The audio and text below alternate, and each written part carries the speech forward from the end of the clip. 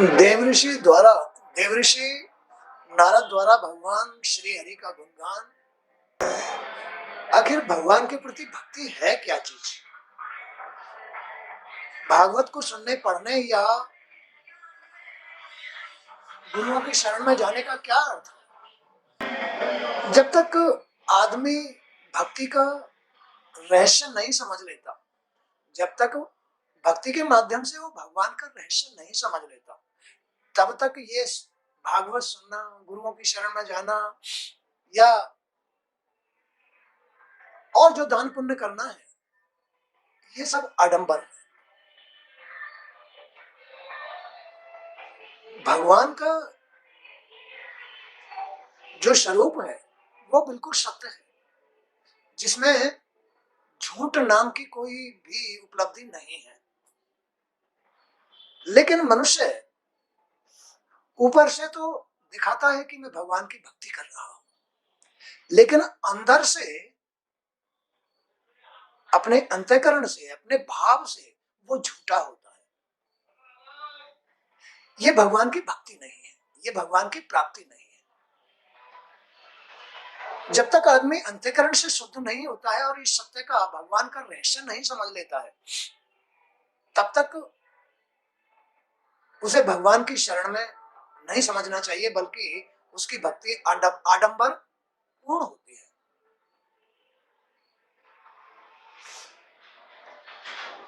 मनुष्य ये बाहर की जितनी भी दूषित बातें हैं, दूषित कर्म है, दूषित उपलब्धियां हैं, झूठ, मद, अहंकार, छल कपट, यही मनुष्य के अंदर बसे होते हैं। जब तक इनको नहीं त्यागता है, भक्ति सिद्ध नहीं होती है। क्या भक्ति सिद्ध नहीं होती है? इनको त्यागने मात्र से ही ये पाप कहलाते हैं। इन पापों को त्यागने मात्र से ही शेष पुण्य रह जाते हैं। पुण्यों में भगवान के प्रति श्रद्धा, भाव, भक्ति जागृत होती है पुण्यों में। पापों में भगवान की भक्ति जागृत नहीं होती है। ये सब आडंबर मात्र होते हैं। जब तक आदमी अंदर से बिल्कुल सच्चे मन, भाव, भक्ति से भगवान की शरण में समर्पण नहीं है, जब तक उसने इन सांसारिक दूषित कर्मों को, आडंबरों को नहीं त्यागा है, तब तक उसकी भक्ति सिद्ध नहीं होती है। तो यहां यही बात समझाई है नारद द्वारा भगवान श्री हरि का गुणगान। नारद मुनि द्वारा भगवान श्री हरि का गुणगान। हे देवऋषि, व्यासी ने कहा है, देवऋषि आपका ज्ञान अगाध है। आप साक्षात ब्रह्मा जी के मानुष पुत्र हो। आप सूर्य की भांति तीनों लोकों में भ्रमण करने वाले हो। आपने तो पुराण पुरुष की उपासना की है। आप योग बल से सबके अंतःकरण की बात जान लेते हैं। आप ही बताइए कि मेरे दुख का कारण क्या है? जीव, मनुष्य के दुख का कारण क्या है?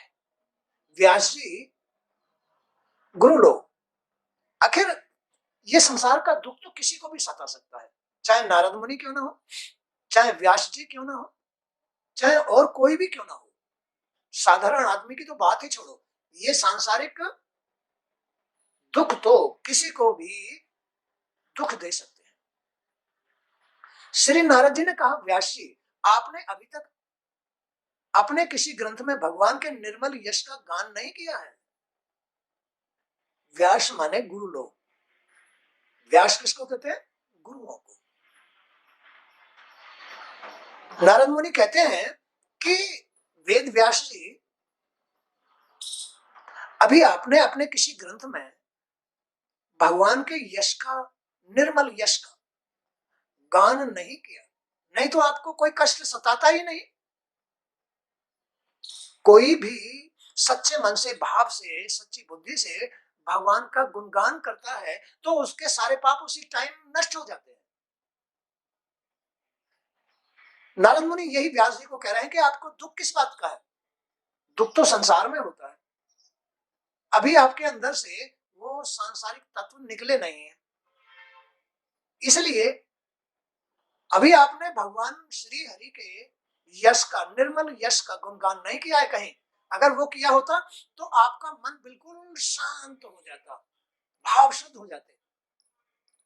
यही आपके विषाद का कारण है। जिस ज्ञान से भगवान संतुष्ट नहीं होते, जिस ज्ञान से मन, ये शरीर ये क्या है? ये भी भगवान का स्वरूप है। भगवान तो भगवान है ही है, लेकिन ये संसार में तो भगवान का स्वरूप है। जब तक आदमी के अंतःकरण से ऐसे भाव प्रकट नहीं होते, ऐसी क्रियाएं प्रकट नहीं होती जिससे किसी की आत्मा खुश हो, तो उसके अंदर अभी निरा दुख भरा हुआ है। जब तक मनुष्य के अंदर से ऐसे भाव, सच्चे मन से ऐसे भाव, सच्ची बुद्धि से ऐसे स्वभाव का प्रदर्शन नहीं होता जिससे दूसरे सामने वाले की आत्मा खुश हो जाए, तब तक उसके अंदर विषाद भरा हुआ है। बोलो, उसके अंदर विषाद भरा हुआ है। जिस ज्ञान से भगवान संतुष्ट नहीं होते वो ज्ञान भी व्यर्थ है। वह ज्ञान, वह शास्त्र अधूरा है जब तक श्री हरि के अवतार भगवान श्री कृष्ण के यश का गान नहीं किया जाता कि आखिर ये सृष्टि किसने रची, कैसे रची, उनमें क्या लीलाएं हुई, भगवान ने क्या क्या लीलाएं की, दुष्टों का कैसे नाश किया, धर्म पर, धर्म का उन्होंने कैसे प्रचार किया, कैसे उन्होंने धर्म की रक्षा की, ये सभी गुणगान है उनका, उनकी लीलाओं का गुणगान। आदमी भी क्या चाहता है? आदमी भी तो अपना गुणगान चाहता है ना। लोग मेरी बढ़ाई करें, लोग मेरा यशगान करें, लोग मुझे अच्छा कहें। आदमी भी तो यही चाहता है, मनुष्य भी तो यही चाहता है, जीव भी तो यही चाहता है, लेकिन वो अहंकार में कहता है, वो अहंकार में उसकी ये इच्छा होती है, भूल में इच्छा होती है, कभी पूरी नहीं होती। लेकिन भगवान तो इन बातों की इच्छा नहीं रखते हुए भी ऐसे ही कर्म करते हैं, कोई इच्छा नहीं है उनकी, लेकिन भगवान फिर भी धर्म की रक्षा के लिए अवतार लेते हैं। उन्होंने जीव के कल्याण के लिए, ये आनंद के लिए ये सृष्टि रची है, बुराइयों से उनको बचाते हैं, उनका पालन पोषण करते हैं। तो भगवान तो सत्य है, उनका कार्य तो सत्य के अनुसार ही है, धर्म के अनुसार ही है, वो तो धर्म में ही है, सत्य ही है। तो वह ज्ञान, वह शास्त्र अधूरा है जब तक श्री हरि के अवतार का, अवतार भगवान श्री कृष्ण के यश का गान नहीं किया जाता, तब तक वह रचना कौओं को फेंकी गई झूठों के समान होती है। व्यास जी दूषित शब्दों और असुंदर भावों से रची गई रचना में, दूषित शब्दों से, बड़े कड़वे कड़वे शब्द बोलता है आदमी, मनुष्य चाहे स्त्री हो या पुरुष हो, बड़े कड़वे कड़वे कड़वे कड़वे दूषित भाव से शब्द निकालता है, तो क्या वो सत्य है? इसीलिए तो ये जीव सत्य नहीं है। कभी भी उसको क्रोध आ जाता है, कभी भी उसके अंदर लोभ आ जाता है, कभी भी उसके अंदर मद आ जाता है, अहंकार आ जाता है। इसलिए जीव और ये सब कुछ सत्य नहीं है, पाप है, अधर्म है, इसलिए वो इस संसार के चक्कर में फंसा रह जाता है। लेकिन इसके उद्धार के लिए जब तक जीव सुंदर भावों से, सुंदर शब्दों से खुद को व्यक्त नहीं करता, सुंदर भावों से, सुंदर मन से जब तक खुद को व्यक्त नहीं करता, तब तक वो अशुद्ध ही है। यदि भगवान श्री कृष्ण के प्रति प्रेम दर्शाया गया हो तो वह रचना उत्तम मानी जाती है। चाहे कोई वेद लिखा है, चाहे कोई शास्त्र लिखा है, चाहे कोई भी एक दूसरे के साथ व्यवहार कर रहा है, कोई भी कर्म कर रहा है, या इस संसार में जीवन रह रहा है, अगर स्वयं में से वो प्रेम दर्शाता है, स्वयं में से, सच्चे मन से, सच्चे भाव से, वो स्वभाव से वो व्यक्त होता है, तो वो सच्चा ही माना जाता है। बोलो, अगर आदमी सुंदर मन से, सुंदर भाव से घर में रहे, किसी को कड़वा ना बोले, किसी की चुगली चपाटी ना करे, किसी से बैर भाव ना रखे, तो फिर वो अंदर से कैसा होगा? अच्छा और सच्चा होगा। यही भगवान की रचना है, यही भगवान का स्वरूप है। उससे सभी पाप नष्ट हो जाते हैं। क्या? अगर अंतःकरण में शुद्ध स्वभाव, शुद्ध भाव, शुद्ध बुद्धि हो और विचार उत्तम हो, तो उससे सभी पाप नष्ट हो जाते हैं। बोलो, हो जाएंगे पाप नष्ट या नहीं हो जाएंगे? अंदर से शुद्ध होना चाहिए आदमी। अंदर से ही किसी वेद शास्त्र की रचना की जाती है, अंदर से ही भगवान का गुणगान किया जाता है। अगर अंदर सुंदर है तो गुणगान भी सुंदर होगा।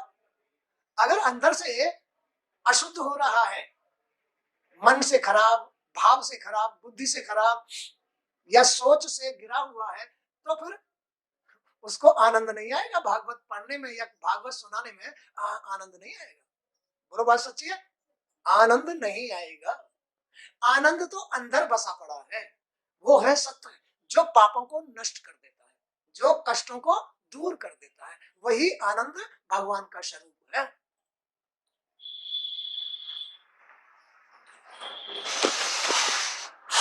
सत्पुरुष ऐसी ही वाणी का श्रवण करते हैं।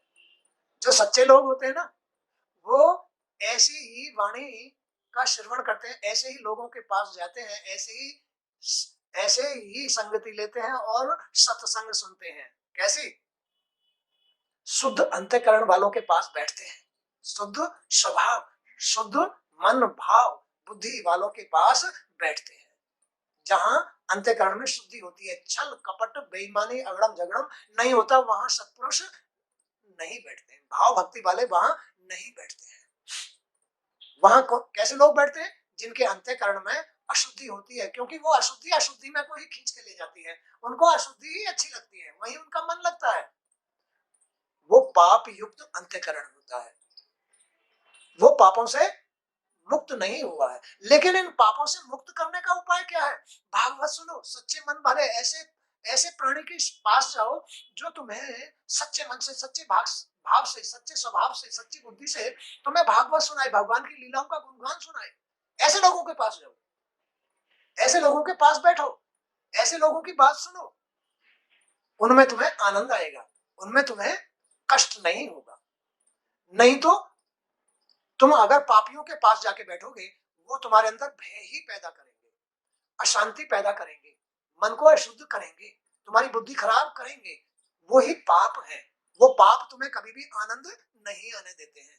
तो भक्ति का बड़ा महत्व है। तुम अपने अंतःकरण के लिए इंद्रियों को साधो, मन को साधो, अपने स्वभाव को साधो। साधोगे। साधना क्या है?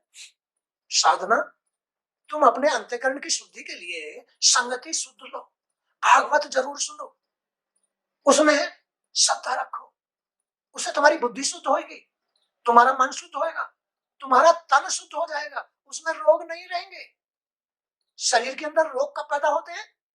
जब अंतःकरण खराब होता है, मन भाव स्वभाव बुद्धि खराब होती है, तो तन में रोग होते हैं।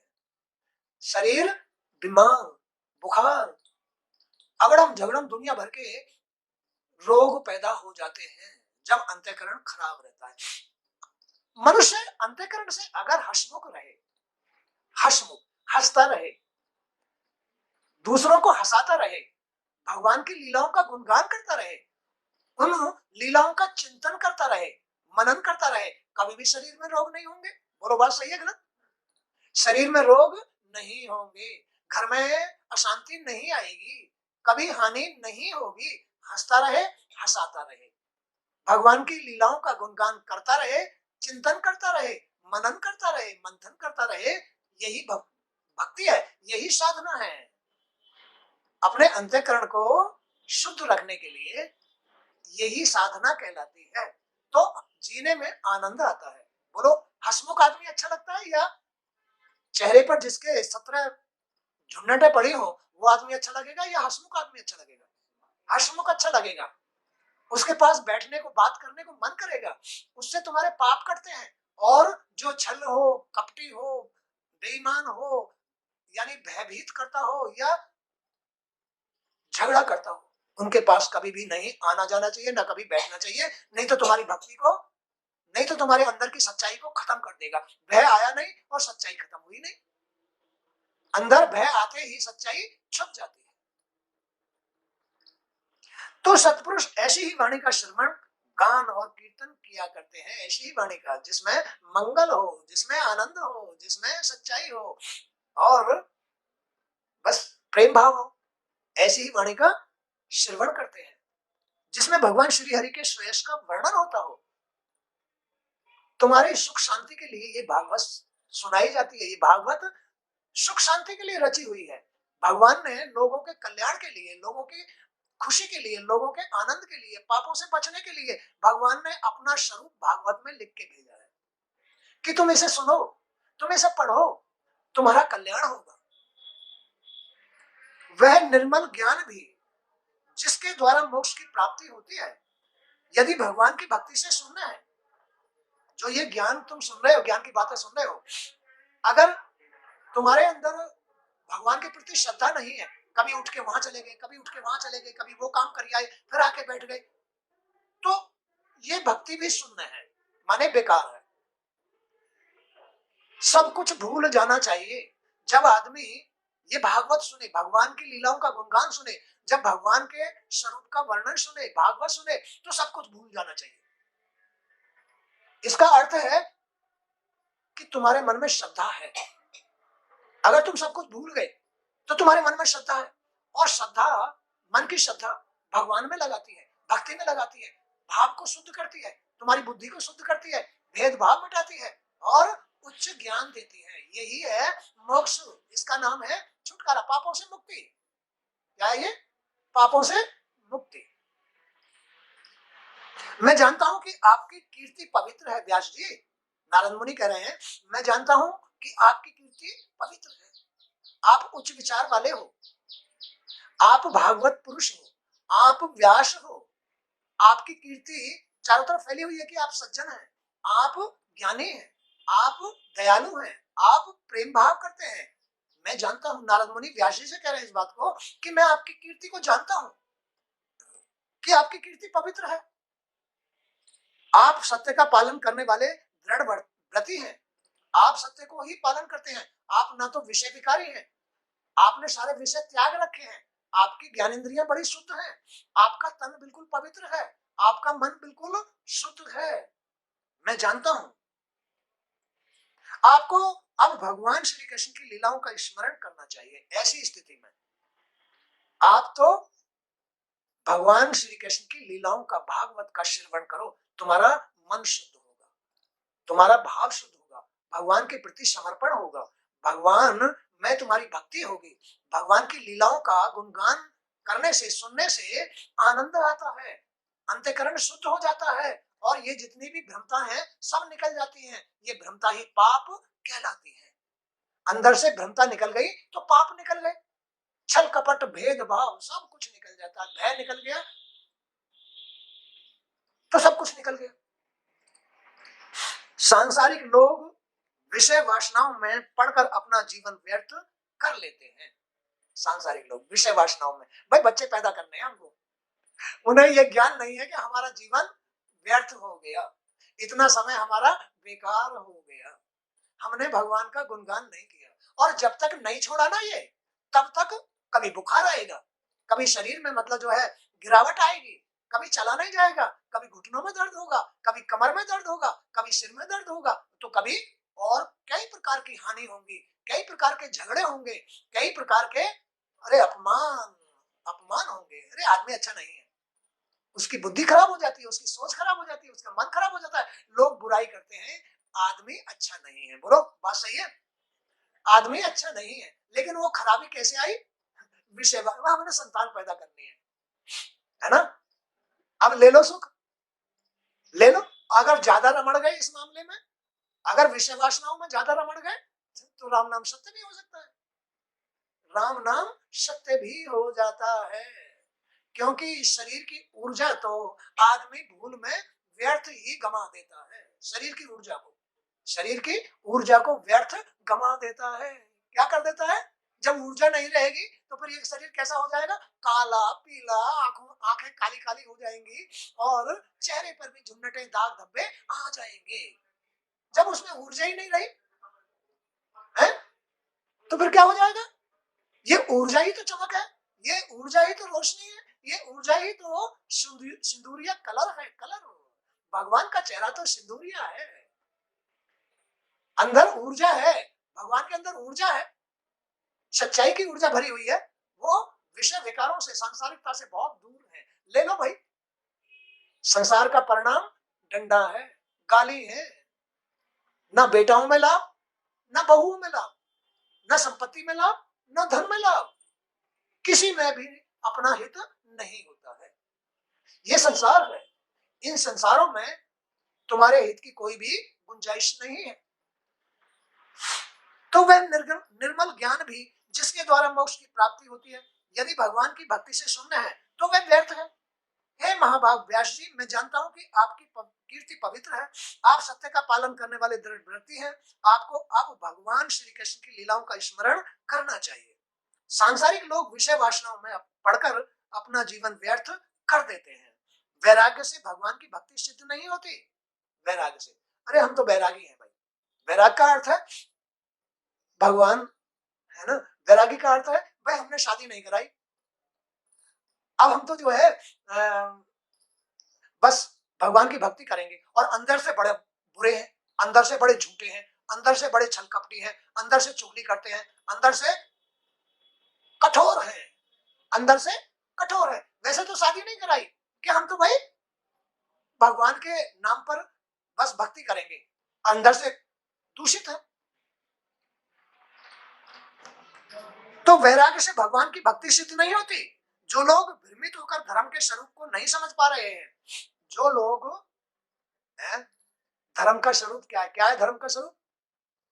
स्वभाव उत्तम होना चाहिए, मन भाव उत्तम होना चाहिए, प्रेम भाव, दया धर्म, उत्तम स्वभाव, शुद्ध बुद्धि, भगवान के प्रति श्रद्धा, तब तुम धर्म के साथ हो और भगवान की शरण में हो। भगवान की शरण में रहना ही धर्म है। और अधर्म क्या है? अधर्म क्या है?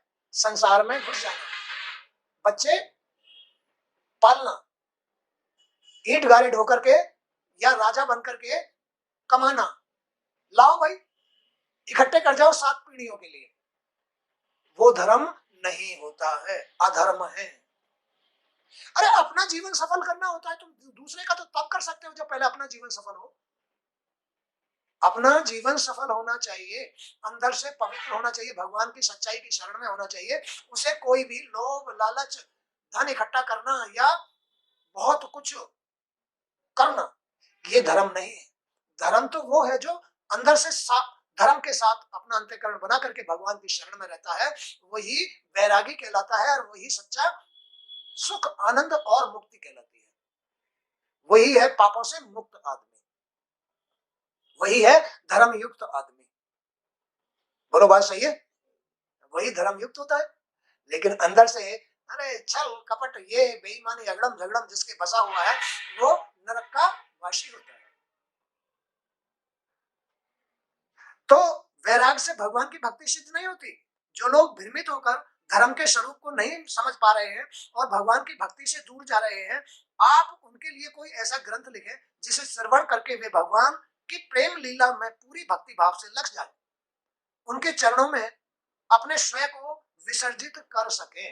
स्वयं को माने खुद को, माने इस दृष्टि को आप में विसर्जित कर सके, अपनी इस सांसारिक बुद्धि को, इस सांसारिक दृष्टि को आप में प्रकाशित कर सके, आत्मा को प्राप्त कर सके। बोलो बात सही है?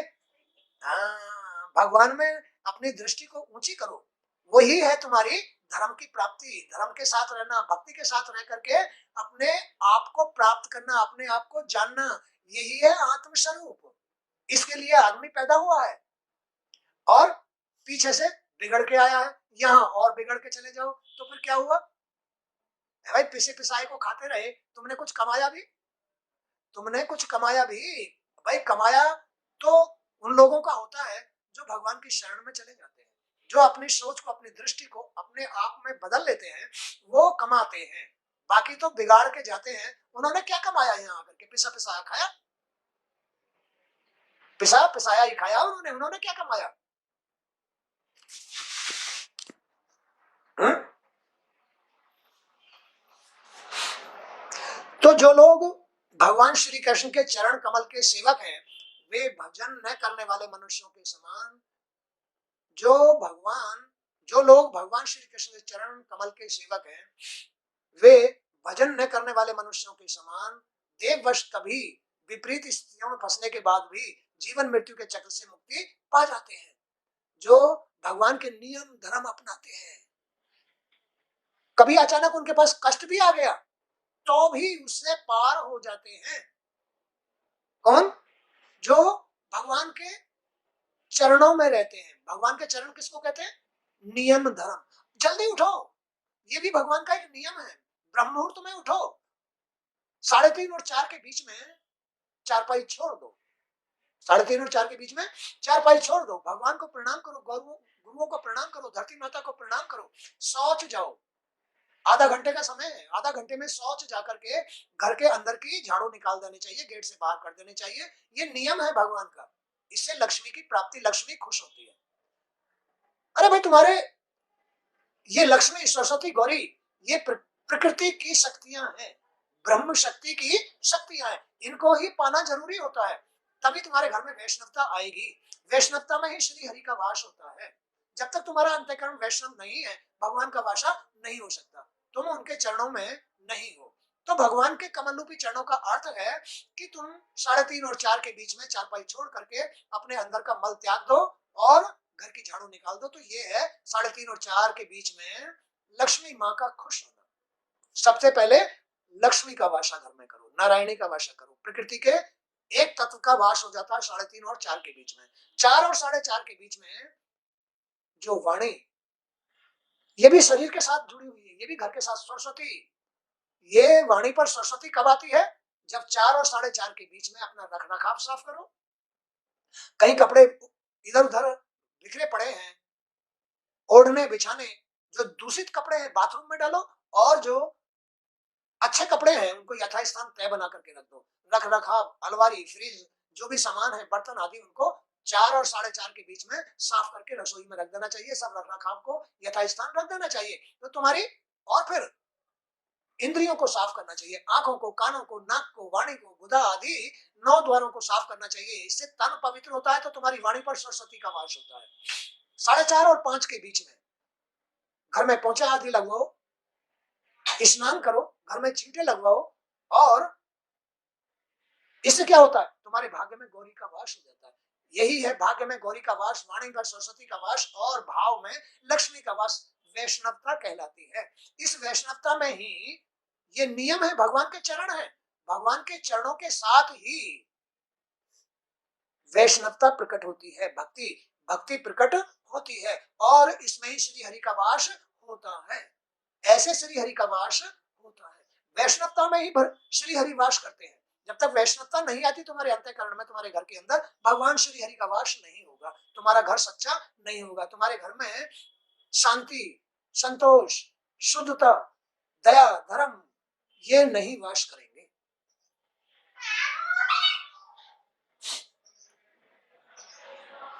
तो मेरी माँ ने मुझे उनकी सेवा में नियुक्त कर दिया था। नारद जी कह रहे हैं व्यास जी से, मेरी माँ ने मुझे उनकी सेवा में नियुक्त कर दिया था। और मैं क्या सेवा करता था उनकी? यही उनके चरणों की सेवा करता था। अपने घर में मैं 3:30 और 4 के बीच में उठ जाता था, और क्या करता था? 3:30 और 4 के बीच में अपने अंदर का, घर का सारा मल साफ करता, और 4 और 4:30 के बीच में इंद्रियों को साफ करता, रख रखाव को साफ करता, और 4:30 और 5 के बीच में क्या करता? स्नान करता, और 5, 5:30 के बीच में एक दीपक जलाता, धूप बत्ती जलाता, और उनका कीर्तन करता, उनकी आरती उतारता। ये भगवान के शरण में रहने का नियम है, यही घर में वैष्णवता लाने का नियम है। ब्रह्म मुहूर्त में ही भगवान घर के अंदर आकर वास करते हैं क्रियाओं के माध्यम से। तो मेरी माँ ने मुझे उनकी सेवा में नियुक्त कर दिया था। मैं उनकी सेवा करता और उनकी आज्ञा से उनके बर्तनों में लगी जूठन को खा लेता। नारद मुनि कह रहे हैं, मैं ऐसे करता था। मैं कभी भी अपने लिए भोग नहीं बनाता था, मैं तो भगवान के लिए बनाता और उनके झूठे भोजन को किया करता था, प्रसाद रूप में ग्रहण किया करता था। वो उनकी झूठन होती थी, उससे ही मैं खुश होता था। बस मेरा अंतःकरण उनके ही अनुसार हो गया, उनकी झूठन ग्रहण किया करता था।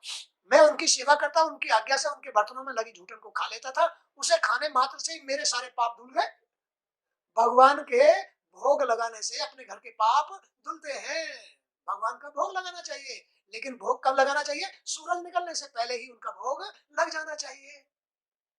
तब तुम्हारे घर में भगवान का वास, वैष्णवता बनी रहती है, वैष्णवता में भगवान बने रहते हैं और तुम्हारे उनके भोग लगाने से सारे पाप कट जाते हैं। उनकी कृपा तुम्हारे घर पर तुम पर बनी रहती है, सच्चाई रहती है, भाव भक्ति रहती है और तुम्हें आनंद आता है जीने में। बोलो आएगा नहीं आएगा? तो उसे खाने मात्र से ही मेरे सारे पाप धुल जाते थे और मेरा हृदय शुद्ध हो जाता था। वे भजन पूजन करते तो मैं ध्यान पूर्वक उसे सुनता। उन्होंने मुझे श्री कृष्ण की मनोहारी कथाएं सुनाई। उसे सुनकर मेरी रुचि भगवान श्री कृष्ण में हो गई। उस रुचि के कारण मेरी बुद्धि निश्चल शुद्ध हो गई और मैं सत्य असत्य के भेद को समझने लगा। कब समझता है आदमी सत्य और असत्य के भेद को? कब समझता है? जब बुद्धि शुद्ध हो जाती है। और बुद्धि शुद्ध कब होती है? जब उनकी निश्चल लीलाएं सुनते हो। और ये निश्चल लीलाएं आदमी कब सुनना शुरू करता है? जब उसके घर में वैष्णवता आ जाती है और वैष्णवता में भगवान का वास हो जाता है। लेकिन ये सब कुछ कैसे आता है? उनके चरण में रहने से, उनके नियम धर्म धारण करने से सब कुछ ठीक हो जाता है और पापों से घर मुक्त हो जाता है। उन्होंने मुझे श्री कृष्ण की मनोहारी कथाएं सुनाई। उसे सुनकर मेरी रुचि भगवान श्री कृष्ण में हो गई। उस रुचि के कारण मेरी बुद्धि निश्चल हो गई और मैं सत्य असत के भेद को समझने लगा। पर ब्रह्म परमात्मा को मैं अपने भीतर आत्मा में माया से कल्पित देखने लगा। तभी रजोगुण और तमोगुण का नाश करने वाली भक्ति मेरे भीतर जागृत हो गई। भक्ति से माया दूर भग जाती है। बोलो, भक्ति से माया दूर भग जाती है। भक्ति से हटती है माया, माने रजोगुण तमोगुण इनकी इनकी नहीं चलती है।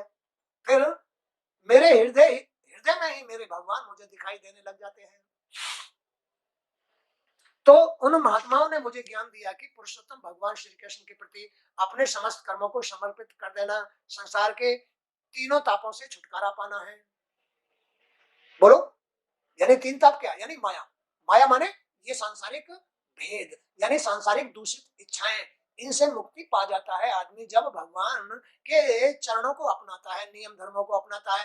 अंतःकरण शुद्ध हो जाता है, घर में शांति आ जाती है और वैष्णवता में भगवान का वास हो जाता है। बस उससे ही सारे पाप कट जाते हैं। यहाँ तक तो कोई करता नहीं करता तो संसार में फंसा रहता है, पापों से युक्त रहता है और चिल्लाता रहता है कि हाय मेरी हानि हो गई, हाय मेरा आदमी मर गया, हाय मेरा ये नुकसान हो गया।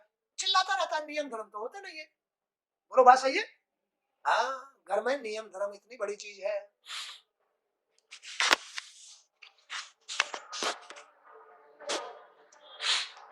मनुष्य जीवन के सभी कर्म मनुष्य को जन्म और मृत्यु के चक्र में डालने वाले होते हैं। क्या होते हैं? मनुष्य जीवन के, मनुष्य माने सांसारिक मनुष्य के जितने भी कर्म हैं सब जन्म और मृत्यु के चक्र में डालने वाले होते हैं। परंतु जब इन कर्मों को श्री कृष्ण को अर्पण कर दिया जाता है, उनकी भक्ति धारण की कर ली जाती है, उनके नियम धर्म धारण करना शुरू कर देता है आदमी, तब इनका दूषित प्रभाव नष्ट हो जाता है, सांसारिक दूषित प्रभाव नष्ट हो जाता है। जिनमें आदमी फंसा हुआ है, छोड़ना भी चाहता है लेकिन छूटते नहीं है। कितना गहरा असर रंग इनके आदमी के ऊपर मन पर चढ़ जाता है विकारों का, छूटता ही नहीं है, सारी जिंदगी नहीं छूटता है। इसलिए इस रंग से छूटने का एक ही उपाय है कि 3:30 बजे उठो, उठ करके शौच जाओ, स्नान करो, भाव भक्ति करो, एक दीपक घर में जलाओ, धूप बत्ती जलाओ, केवल आराधना करो, प्रार्थना करो, कभी कोई चीज मत मांगो। मांगन मरण समान है, मत मांगो कोई भी। मांगन से मरना भला, ये गुरुओं की सीख। केवल आराधना करनी सीखो। भगवान के नियम धर्म धारण करके, नियम उनके कमल रूपी चरणों को धारण करके बस अपने अंतःकरण को शुद्ध कर लो। तो इस भक्ति से तुम्हारी माया भी जो रजोगुणी, तमोगुणी और रजोगुणी और सतोगुणी ये सब क्रियाएं हैं, कर्म, ये सब इनसे मुक्त हो जाओगे। और मुक्त होने का मतलब है कि तुम्हारा जो सांसारिक जितने भी दूषित प्रभाव हैं सब नष्ट हो जाएंगे, पाप नष्ट हो जाएंगे और तुम्हारा मन भगवान की भक्ति में निश्चल हो जाएगा। तब इनका दूषित प्रभाव नष्ट हो जाएगा और पुण्य ही शेष रह जाएंगे। भगवान के प्रति किए गए कर्मों से ही मोक्षदायिनी भक्ति प्राप्त होती है। भगवान के प्रति किए गए कर्मों से ही भक्ति मोक्ष प्रदान करती है। इसलिए कर्म करते हुए प्रत्येक पल श्री कृष्ण का ही ध्यान और नाम कीर्तन करना चाहिए। बस उनके ही नाम से, उनके ही कीर्तन से, उनके लिए ही कर्म करने से। अरे खाना बनाओ तो भगवान के लिए बनाओ, फिर उसका प्रसाद खाओ, नहीं अपने लिए मत बनाओ। ये तो तुम्हारी मैं है, ये तो तुम्हारी भूल है, ये तो तुम्हारे सांसारिक कर्मों के अनुसार हो रहा है। खाना बनाओ भगवान का तो उसका प्रसाद खाओ। घर में नहाओ धो साफ सफाई करो तो वैष्णवता के लिए करो, भक्ति के लिए करो, भगवान के लिए करो, तो तुम्हारी मैं खत्म हो जाएगी। हाँ, तो तुम्हारी मैं। तो इस प्रकार आज का सत्संग भी यही तक। जय श्री कृष्ण। बोल सच्चे दरबार की जय।